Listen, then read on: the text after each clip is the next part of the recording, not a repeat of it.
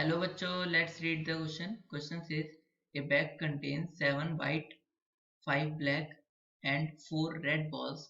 If 2 balls are drawn at random, find the probability that first part है both the balls are white.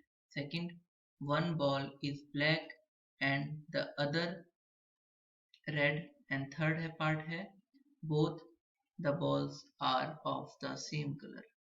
इस question को करने के लिए हम इसका की कॉन्सेप्ट समझते हैं। तो की कॉन्सेप्ट है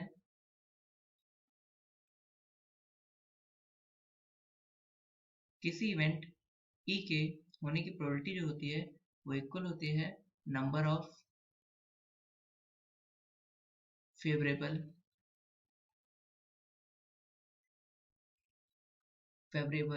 outcomes upon of course E के लिए of course total number of outcomes, total number of outcomes.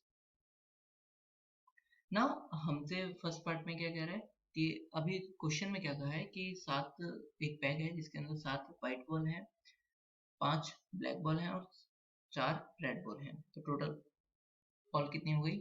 तो total balls equals to 7 plus 5 plus 4 और ये हो गई 16 बॉल्स। 7 प्लस 5 प्लस 4 तो ये 16 बॉल्स टोटल हो गई। अब हमें इस टोटल बॉल में से कितनी बॉल चूज करनी है, प्रोबेबिलिटी फाइंड करनी है। तो फर्स्ट प्रोबेबिलिटी हम लिख लेते हैं E1 पे। तो P E1 इक्वल्स टू, अब हमें पहले में कह रहा है कि दोनों बॉल कैसी होनी चाहिए, व्हाइट होनी चाहिए। तो व्हाइट बॉल कितनी है? 7 है। तो क्या चांसेस है? दो बॉल चूज करने के टोटल बेस कितने हो जाएंगे? 7C2 और टोटल कितने बॉल्स चाहिए? 16। तो 16 में से दो चूज करने तो टोटल 16C2 टोटल बेस हो जाएंगे।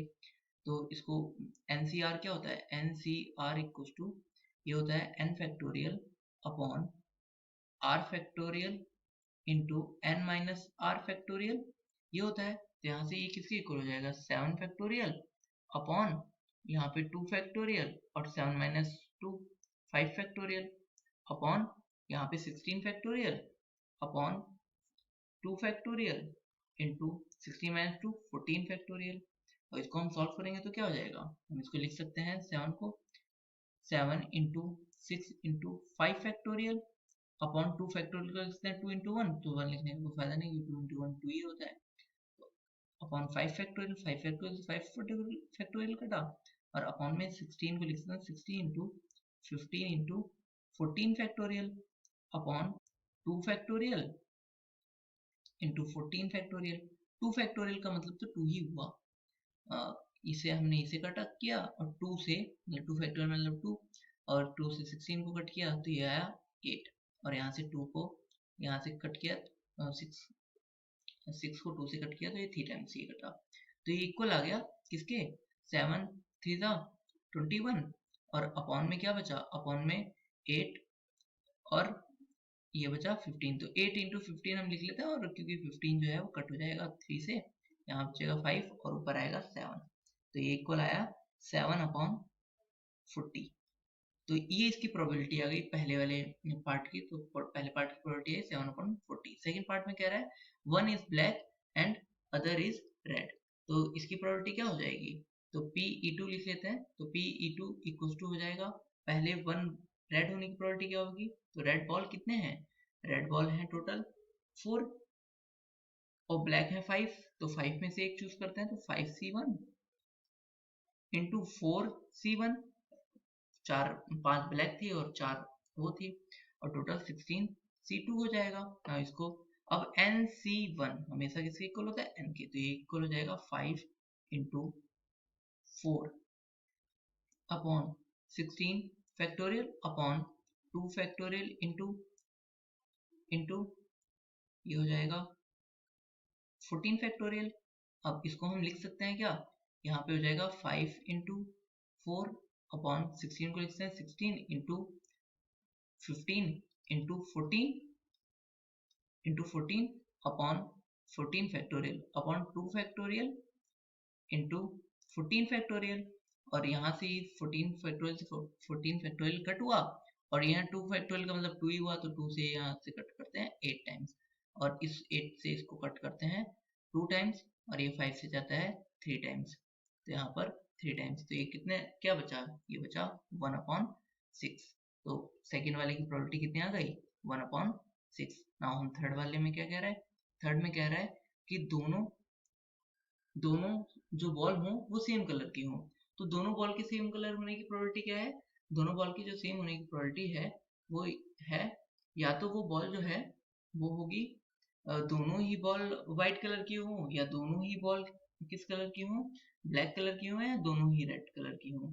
तो दोनों E2 E3 लिख लेता हूँ, और दोनों बॉल अगर व्हाइट कलर की होंगी तो इसकी प्रोबेबिलिटी कितनी होगी, इसकी प्रोबेबिलिटी होगी 7 बॉल हैं तो इसके 7C2 हो जाएगा अपॉन 16C2, ये चांस हुआ, प्लस या मतलब और भी तो चांसेस हैं, तो 7, अब बाकी 5C2, अगर जो 5 बॉल किसकी हैं, 5 बॉल जो है वो ब्लैक की हैं, तो दोनों ब्लैक होने की प्रोबेबिलिटी क्या है, 5C2 अपॉन टोटल 16C2 हो जाएगा, प्लस रेड, दोनों रेड भी हो सकती हैं, तो 4C2 upon 16C2। Now P E3 और 16 जो है C2 मैं एक साथ लिख देता हूँ, तो ये 7C2 हो जाएगा plus 5C2 plus 4C2। Now now ये वैल्यूज हम कैलकुलेट कर लेते हैं, तो 16C2 कितना होगा, हम 16C2 को साइड में कैलकुलेट कर लेते हैं, तो ये आ जाएगा 16 factorial upon 2 factorial into 14 factorial, और ये जो 16 फैक्टोरियल को क्या लिख सकता हूँ, 16 into 15 into 14 factorial upon 2 factorial का मतलब 2 इंटू 1, और इसलिए 2 ही लिख लिया, और ये फैक्टर 14 फैक्टोरियल इससे ये घटा, ये जाएगा 8 टाइम्स, और 8 15 8 सा 120, तो इसकी वैल्यू तो 120 आ गई, तो हम नीचे लिख लेते हैं 120, और 7C2 7C2 की वैल्यू कैलकुलेट कर लेते हैं, तो 7C2 इसी तरीके से हो जाएगा 7 फैक्टोरियल अपॉन 7 फैक्टोरियल लिख लेते हैं, 7 into 6 into 5 factorial upon 2 factorial into 5 factorial हो जाता है 7C2 की वैल्यू, इससे ये घटा और 2 से ये घटा 3 टाइम्स, ये आया 21, तो इसकी वैल्यू तो आ गई 21। इसी तरीके से 5C2 की वैल्यू कैलकुलेट कर लेते हैं, तो 5C2 हो जाएगा 5 into 4 into 3 factorial, 5 factorial upon 2 factorial 3 factorial होगा, तो इसको लिख लेते हैं 2 फैक्टोरियल इंटू 3 फैक्टोरियल, इससे ये कटेगा, और यहाँ पर इससे ये 2 फैक्टोरियल मतलब 2 होता है, 2 टाइम्स जाएगा, इसकी वैल्यू आ जाएगी 10, प्लस यहाँ पर 4 जो 4C2 की वैल्यू कैलकुलेट कर लेते हैं, तो 4C2 इक्वल टू क्या हो जाएगा, 4 into 3 into 2 factorial upon 2 factorial into 2 factorial, 2 factorial का मतलब 2 ही होता है, तो 2 इंटू 2 लिख लिया, इससे 2 से 2 फैक्टोरियल कटा, मतलब ये फैक्टोरियल लिया है, और इससे ये कटा, तो 2 3 6, तो ये 6 आ गया, तो इनको ऐड करने पर इसकी वैल्यू कितनी आ गई, ये आया 27 37, और 37 अपॉन 120।